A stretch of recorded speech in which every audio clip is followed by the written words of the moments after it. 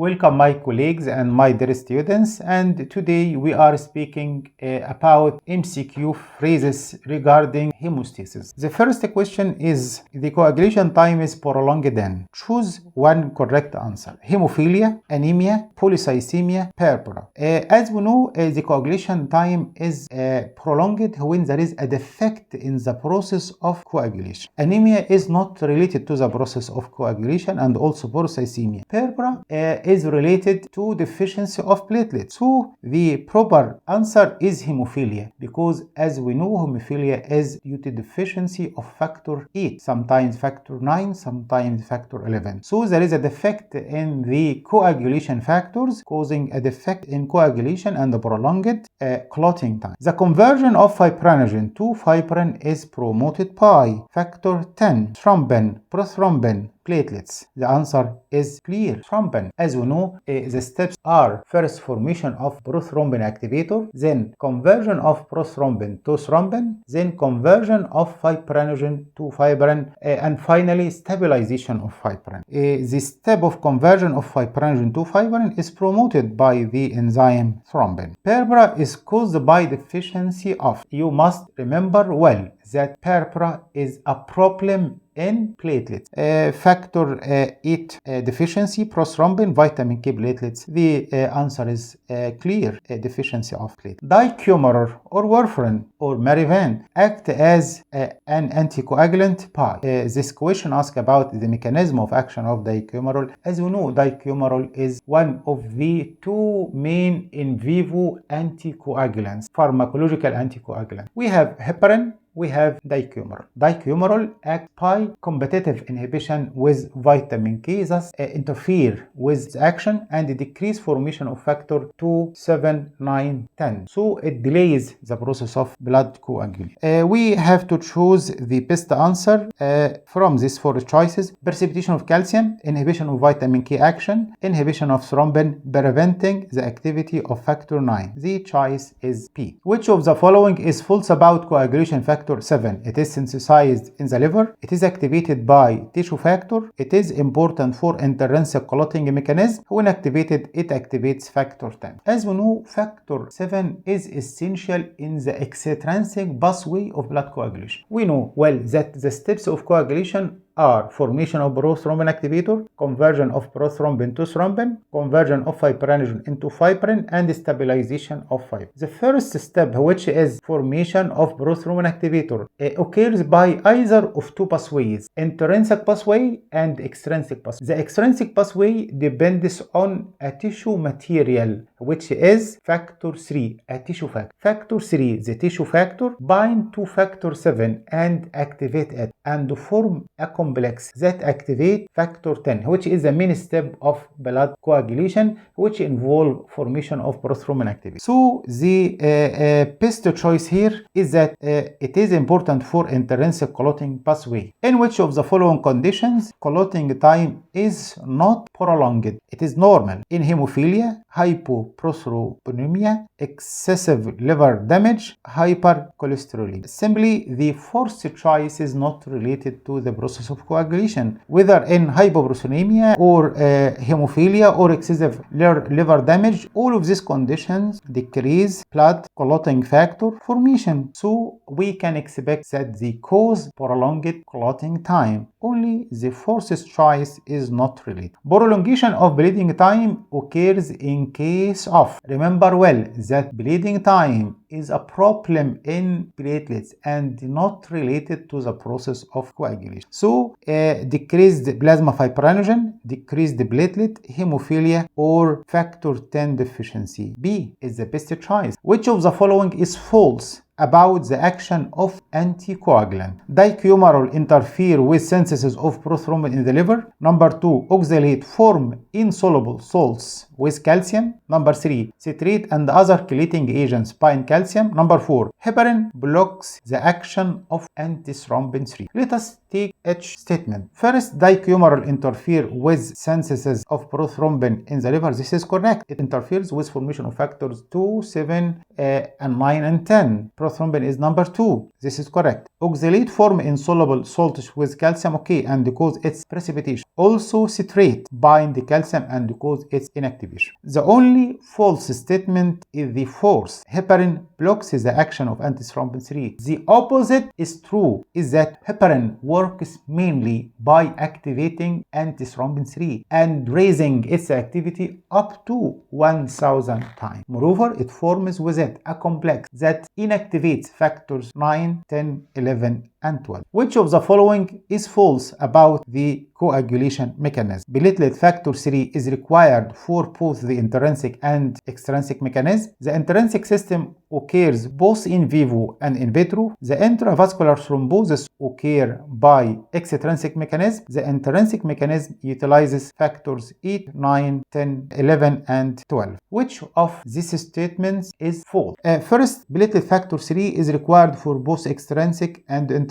This is correct. The intrinsic occurs both in vivo and in vitro. Okay, so if a person has a thromboembolism, this is in vivo intrinsic mechanism. If blood is collected in any tube outside the body, it will be coagulated. This is intrinsic also, so it occurs in vivo and in vitro. Intravascular thrombosis occur by extrinsic. This is false because intravascular thrombosis occur by intrinsic mechanism. The intrinsic system utilizes factors 8, factor 9, factor 11, and factor 12. This is correct. The hemorrhagic tendency in obstructive jaundice is due to deficiency of platelets, increased serum bile salt concentration, deficiency of factor 8, lack of factors 2, 7, 9, and 10. As we know, in obstructive jaundice, there is deficiency of bile inside the intestine. So fat-soluble vitamins, including vitamin K, can't be absorbed. So the person will complain of vitamin K deficiency and the deficiency of the clotting factors that are dependent on it, which are factor 2, 7, 9, and 10. So the choice is D. Reduction of the serum calcium in vivo doesn't affect blood coagulation, doesn't affect the neuromuscular excitability, leads to muscle relaxation, prolonged the bleeding time. If we discussed each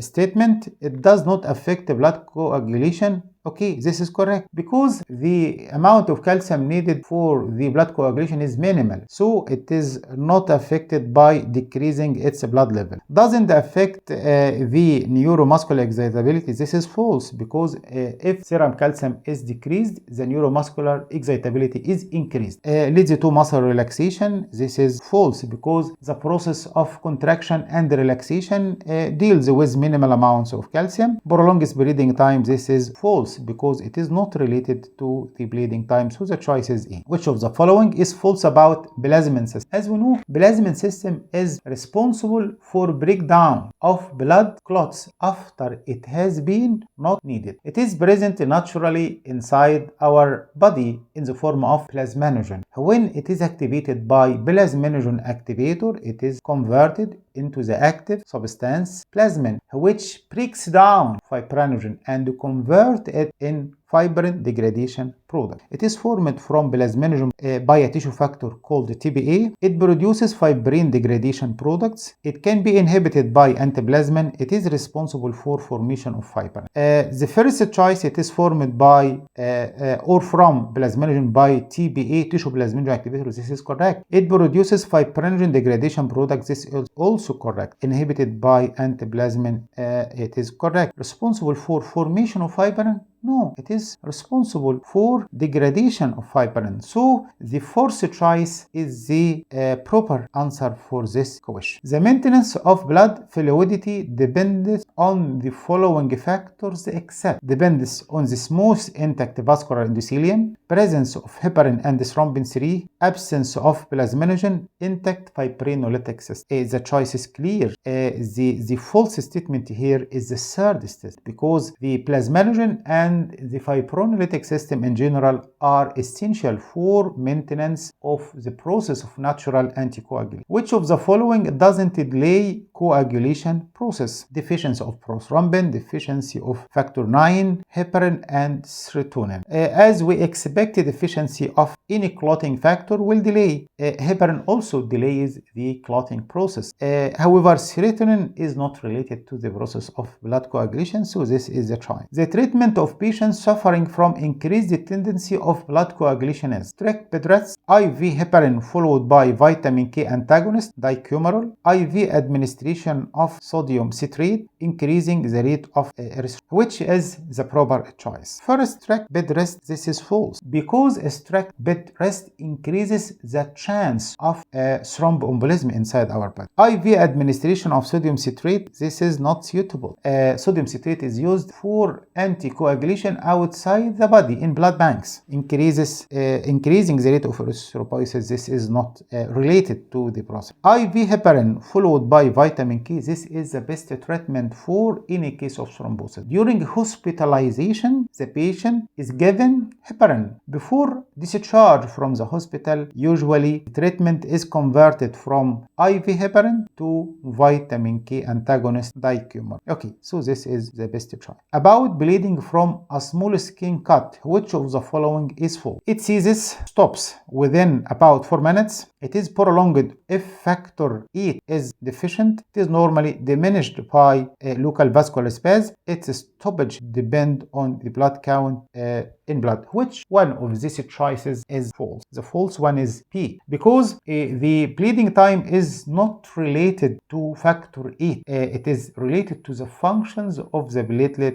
only, as I said in the previous state. Concerning platelets, which of the following is false? Their membranes contain phospholipids, which are involved in blood clotting. They release serotonin and thromboxane A2. Their aggregation is inhibited by thrombin and von Willebrand factor. They are concerned with the formation of primary hemostatic blood. The third choice is false, because the process of aggregation is promoted by thrombin and von Willebrand factor, not inhibited. The hemostatic disorder in obstructive jaundice is, as we know, in obstructive jaundice, no bile salts in the intestine, so vitamin K is not absorbed, so vitamin K dependent factors 2, 7, 9, 10 are deficient. We have 4 choices. Due to deficiency of factor 4, secondary to lack of platelets, characterized by longer bleeding time than normal, characterized by longer coagulation time than normal due to decreased vitamin K. This is the best choice. Finally, we got the end of this interesting, important lecture. See you again and goodbye.